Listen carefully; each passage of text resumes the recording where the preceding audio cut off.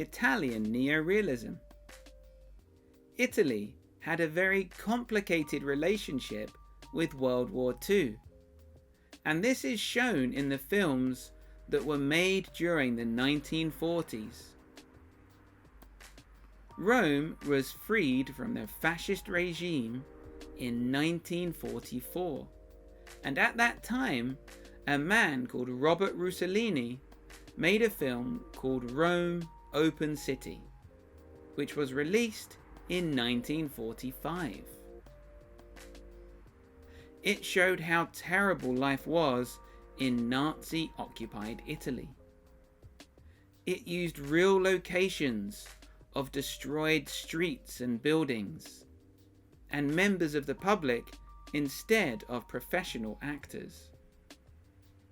This made the film seem extremely realistic.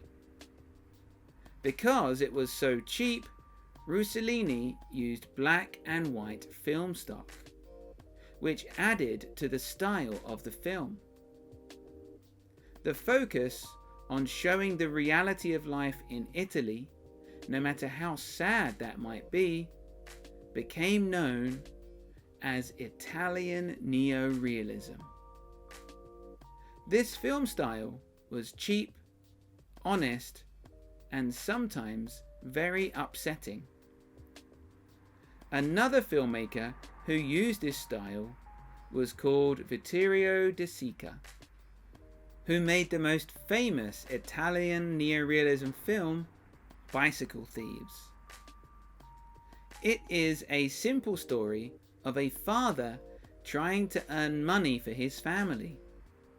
One day, his bicycle is stolen, which may seem like a small problem, but his life becomes much more difficult. Throughout the film, we see many other sad stories. Sometimes we aren't shown how they end. It makes us think that the narrative we follow in the film is just one tragic story in a country filled with many more. Japanese post-war cinema.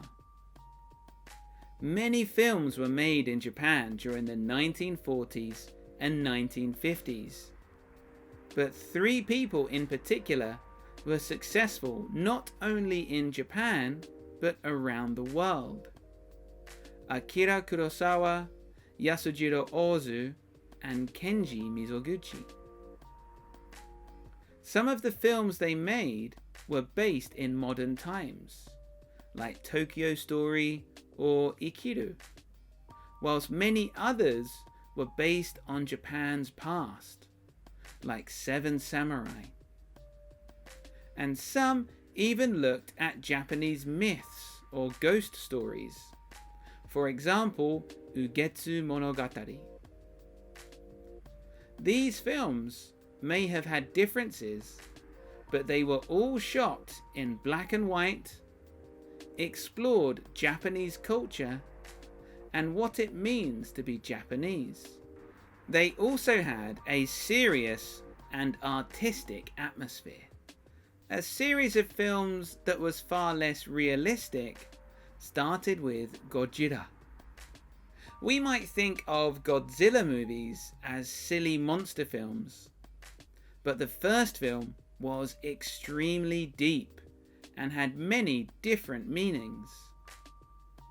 When the film was released, Allied forces were testing atomic bombs on small Japanese islands, perhaps the most famous being the hydrogen bomb called Bravo that was detonated on the Bikini Atoll test site in 1954.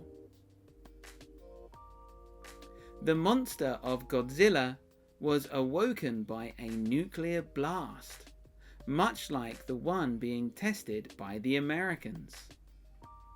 The monster is both a metaphor for the bomb, in that he destroys cities and breathes radiation, and also the victims of the bomb, or hibakusha in Japanese.